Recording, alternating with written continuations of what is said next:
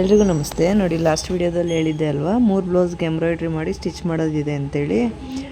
ನಾನು 3 ಬ್ಲೌಸ್ಗೆ ಮಾಡೋಕ್ಕಾಗಲಿಲ್ಲ, ಹಂಗಾಗಿ 2 ಬ್ಲೌಸ್ಗೆ ಎಂಬ್ರಾಯ್ಡ್ರಿ ಮಾಡಿದ್ದೀನಿ. ನೋಡಿ, ಇದು ಈ ಥರ ಬಂದಿದೆ. ಸ್ಲೀವ್ ಅಂತೂ ತುಂಬಾ ಇಷ್ಟ ಆಯಿತು ನನಗೆ. ನೋಡಿ, ತುಂಬ ಚೆನ್ನಾಗಿ ಬಂತು ಅಂತಲೇ ಹೇಳ್ಬೋದು. ಇದು ಒಂದು ಮತ್ತು ಇನ್ನೂ ಒಂದು 2 ಎಂಬ್ರಾಯ್ಡ್ರಿ ಮಾಡಿ ಸ್ಟಿಚ್ ಮಾಡಿದ್ದೀನಿ. ಮಂಗಳವಾರ ಫುಲ್ ಡೇ ಶಾಪಲ್ಲಿ ಎಂಬ್ರಾಯ್ಡ್ರಿ ಮಾಡಿ ಮತ್ತು ಐಬ್ರೋಸ್ಗಂತೂ ಬರ್ತಾನೆ ಇದ್ದರು. ಐಬ್ರೋಸ್ ಎಲ್ಲ ಮಾಡಿ ಮತ್ತು ಆಲ್ಟ್ರೇಷನ್ನು ಎಲ್ಲನೂ ಮ್ಯಾನೇಜ್ ಮಾಡಿದ್ದೀನಿ ಆಲ್ಮೋಸ್ಟು. ನೋಡಿ, ಇದು ಒಂದು ಹೊಸ ಡಿಸೈನ್ ಅಂತಲೇ ಹೇಳ್ಬೋದು. ಅಂದರೆ ನಾನು ಮಾಡಿದ್ದು ಹೊಸ ಡಿಸೈನು.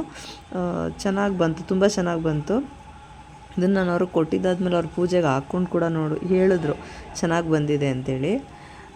ನೋಡಿ, ಫ್ರಂಟ್ ಈ ಥರ ಮಾಡಿದ್ದೀನಿ. ಫ್ರಂಟು ಬ್ಯಾಕ್ ಎರಡೂ ಸೇಮೇ ಬರುತ್ತೆ.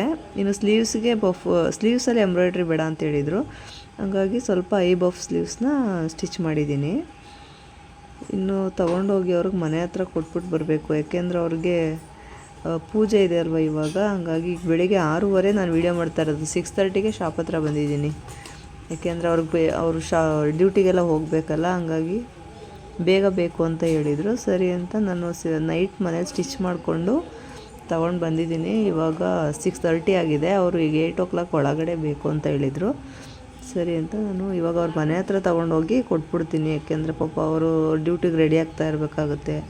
ಹಾಗಾಗಿ ನಾನೇ ಹೋಗಿ ಅವ್ರ ಮನೆ ಹತ್ರ ಕೊಟ್ಬಿಟ್ಟು ನಾನು ಮನೆಗೆ ಹೋಗಿ ನಮ್ಮ ಮನೆ ಸ್ವಲ್ಪ ಕ್ಲೀನ್ ಮಾಡಿಕೊಂಡು ಪೂಜೆ ಮಾಡಿ ನಮ್ಮ ತಂಗಿ ಮನೆಗೆ ಹೋಗಬೇಕು.